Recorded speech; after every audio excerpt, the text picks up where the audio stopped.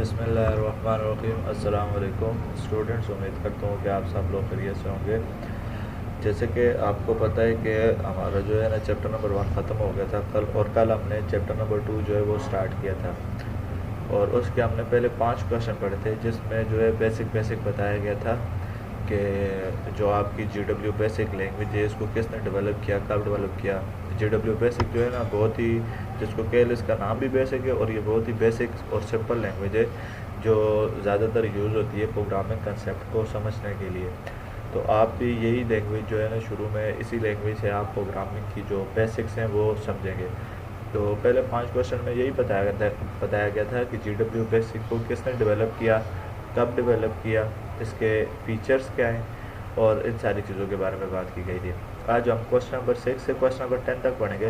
तो question number 6 क्या है, how commands are executed in direct mode of BASIC. ठीक है, कि जो GW बेसिक का डायरेक्ट मोड है उसके अंदर जो है कमांड्स कैसे एग्जीक्यूट होती है। इससे पहले आपको पता होना चाहिए कि जो GW बेसिक लैंग्वेज का IDE है, IDE इंटीग्रेटेड डेवलपमेंट एनवायरनमेंट, इसको आप एक प्रोग्राम समझ लें। ठीक है, जिस तरह से मेरी स्क्रीन में आपको नीचे ये बहुत से प्रोग्राम नज़र आ रहे हैं, जिसमें डॉट स्टूडियो, फोटो स्टूडियो, ठीक है, ये जो है ना ये डिफरेंट IDE हैं डिफरेंट टास्क को परफॉर्म करने के लिए। तो इस तरह से बेसिक लैंग्वेज को लिखने के लिए, उसको एडिट करने के लिए, उसको रन करने के लिए जो प्रोग्राम होता है उसको GW बेसिक कहते हैं। ठीक है, जिसको हम IDE बोलते हैं। तो जो कमांड्स हैं, बेसिक लैंग्वेज जो है वो 2 मोड्स के अंदर काम करती है, एक डायरेक्ट मोड और एक इनडायरेक्ट मोड। डायरेक्ट मोड में कमांड्स रन होती हैं जो प्रोग्राम को चलाने के लिए जो है ना यूज़ होती हैं, और इनडायरेक्ट मोड में आपकी स्टेटमेंट्स वो सेट ऑफ इंस्ट्रक्शन होती हैं। ठीक है, फिलहाल इतना ध्यान में रखें, आहिस्ता आहिस्ता इंशाल्लाह ये सारी चीज़ें जो है ना आगे एक्सप्लेन होती जाएंगी। तो क्वेश्चन नंबर 6 है, how are commands executed in GW BASIC in direct mode of BASIC language. तो बेसिक लैंग्वेज का डायरेक्ट मोड है, उसके अंदर कमांड्स कैसे एग्जीक्यूट होती हैं। तो in direct mode of GW BASIC command is executed when user types the command and presses enter. The result of each command appears immediately and OK message appears in direct mode. ठीक है, तो direct mode के अंदर जो है commands run होती हैं, जैसे कि पहले बताया था। और वो कैसे रन होती है कि जब यूज़र कोई भी कमांड टाइप करता है, फॉर एग्जांपल बहुत सी कमांड्स हैं, लाइक प्रोग्राम को सेव करने के लिए सेव कमांड है, उसको जो है लोड करने के लिए मेमोरी के अंदर लोड कमांड है, इस तरह से उसको एग्जीक्यूट करने के लिए रन कमांड है। आपकी स्क्रीन के ऊपर अगर कोई आउटपुट पहले से शो है, उसको क्लियर करने के लिए CLS कमांड है। तो कमांड्स डायरेक्ट मोड के अंदर कैसे यूज़ होती है कि यूज़र कमांड टाइप करता है, फॉर एग्जांपल CLS यूज़र जो है टाइप करेगा और फिर एंटर प्रेस करेगा, एंटर का बटन, तो उसका जो रिज़ल्ट है वो आपकी स्क्रीन के ऊपर शो हो जाएगा। अब CLS कमांड का क्या काम है कि स्क्रीन को क्लियर करना। ठीक है, तो CLS कमांड जब भी रन होगी उससे स्क्रीन आपके सामने क्लियर हो जाएगी, और फिर उसके बाद OK मैसेज अपीयर हो जाता है डायरेक्ट मोड के अंदर। उसके बाद क्वेश्चन नंबर 7 है, what is use of direct mode in GW basic. GW basic के अंदर डायरेक्ट मोड का काम क्या है, इसलिए यूज़ होता है। तो direct mode is useful to check the working of different commands and see the expected result. ठीक है, डायरेक्ट मोड के अंदर आप डिफरेंट कमांड्स की वर्किंग को चेक करते हैं, और जो भी उनके अगेंस्ट रिजल्ट आपकी स्क्रीन के ऊपर शो होता है आप उसको चेक करते हैं। It is also use to perform the task that do not require a complete program.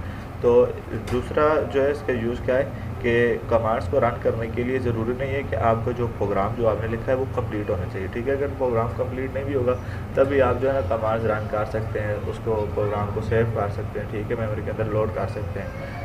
तो इसलिए जो है ना डायरेक्ट मोड जो है यूज़फुल है GW बेसिक के अंदर। उसके बाद क्वेश्चन नंबर 8 है, what is use of indirect mode in GW basic.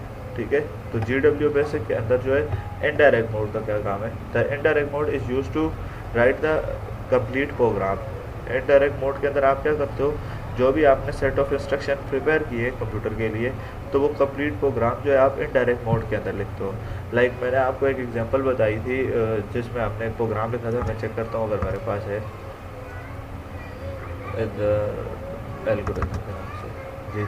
तो ये जो है ना ये जो है ये स्टेटमेंट्स हैं। ठीक है, और ये किस मोड के अंदर लिखी जाती है, इनडायरेक्ट मोड के अंदर। सही है, तो अब आप ये क्वेश्चन देखें, the indirect mode is use to write complete program, each statement in the program start with line number. ठीक है, तो GW बेसिक के अंदर जो है जो भी स्टेटमेंट है प्रोग्राम के अंदर वो कहाँ से स्टार्ट होती है, लाइन नंबर से। ये जिस तरह से जो है ना हमारे प्रोग्राम में लाइन नंबर से स्टार्ट हो रही है, लाइन नंबर 10, 20, 30, 40, ठीक है। तो इनडायरेक्ट मोड बेसिकली जो है ना जो सेट ऑफ इंस्ट्रक्शन होती है, स्टेटमेंट कह लें या कोडिंग कह लें, वो करने के लिए जो है इनडायरेक्ट मोड यूज़ होता है। The statement remain in the memory and can be saved after completing the program. The run command is used to execute these statement, ठीक है। तो फिर इन कमांड्स को इन स्टेटमेंट्स को एग्जीक्यूट करने के लिए कौन सी कमांड यूज़ होती है? रन कमांड यूज़ होती है। उससे पहले आपको प्रोग्राम मेमोरी के अंदर लोड करना होता है, जिसके लिए पहले कौन सी कमांड यूज़ होती है? Load command. उसके बाद क्वेश्चन नंबर 9 है डिफरेंशिएट बिटवीन डायरेक्ट मोड और इनडायरेक्ट मोड। तो इनका डिफरेंस शुरू में भी मैंने बताया था कि डायरेक्ट मोड के अंदर कमांड्स रन होती हैं, जबकि इनडायरेक्ट मोड के अंदर स्टेटमेंट्स रन होती हैं। तो indirect mode GW basic command is executed in direct mode of, या ऑफ लिख लें इस जगह, indirect mode of GW basic command is executed, ये commands are executed when user type the command and, और यहाँ पे जो है ना जिसको मैंने हाईलाइट किया है इसकी जगह आता है प्रेस। यहाँ पे क्या आता है? यहाँ पे आता है press enter, when user press enter the result of each command appears immediately. Immediately का मतलब कि उसी वक्त जो है ना शो हो जाता है। The indirect mode is used to write complete program. Each statement in a program start with the line number, ये हमने ऊपर जो है ना इसको आपको बता दिया। उसके बाद है what is use of IDE in basic. शुरू में मैंने IDE की बात की थी। IDE stands for integrated development environment, ठीक है। क्या है? Integrated development environment. ये जो है ना इसको आप जहन में रख लें कि एक सॉफ्टवेयर होता है। जिस तरह से मैंने आपको एग्जांपल दी थी कि ये मेरे पास नीचे जो है आपको डिफरेंट प्रोग्राम नज़र आ रहे होंगे, जिसमें ये फ़ोटोशॉप है, ये एंड्रॉयड स्टूडियो है जो कि इसकी डेवलपमेंट के लिए ज़रूरी होता है, यूज़ होता है, एंड्रॉयड डेवलपमेंट के लिए ज़रूरी यूज़ होता है, ठीक है। फिर इसके अंदर डिफरेंट फीचर्स फंक्शनैलिटीज़ वगैरह होती हैं जिसमें आप प्रोग्राम रन वगैरह कर सकते हो, चेक कर सकते हो, और भी बहुत सी चीज़ें होती हैं। तो IDE stands for integrated development environment. It includes an editor to write program. It is complete environment for writing program. It is used to write, debug, save and execute program, ठीक है। IDE का काम क्या होता है? IDE के अंदर आप जो है ना प्रोग्राम लिख सकते हो, फिर उस प्रोग्राम को जो है आप टेस्ट कर सकते हो, उसको फिर डिबग कर सकते हो, सेव कर सकते हो, रन कर सकते हो, ठीक है। ये सारी चीज़ें आप जो है किसके अंदर करते हो? एक अलग IDE होता है। अब बेसिक का IDE क्या है? अब बेसिकली IDE जो है बेसिक लैंग्वेज के लिए, उसके लिए IDE GW बेसिक है, ठीक है।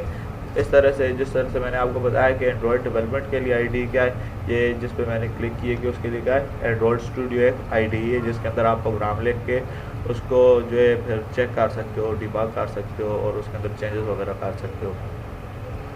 तो ये क्वेश्चन है आपके आज के लिए, क्वेश्चन नंबर 6 से 10 तक। इनको आप समझें और फिर आप इनको याद करें, और उम्मीद की जा रही है कि जो है ना नेक्स्ट मंथ से स्कूल ऑन हो जाएंगे, तो फिर इंशाल्लाह से हम दोबारा से चीज़ों को जल्दी देख लेंगे ताकि हमारा ज़्यादा टाइम जो है ना इन पर न लगे। तो इंशाल्लाह कल मिलते हैं, तब तक के लिए अल्लाह हाफ़िज़।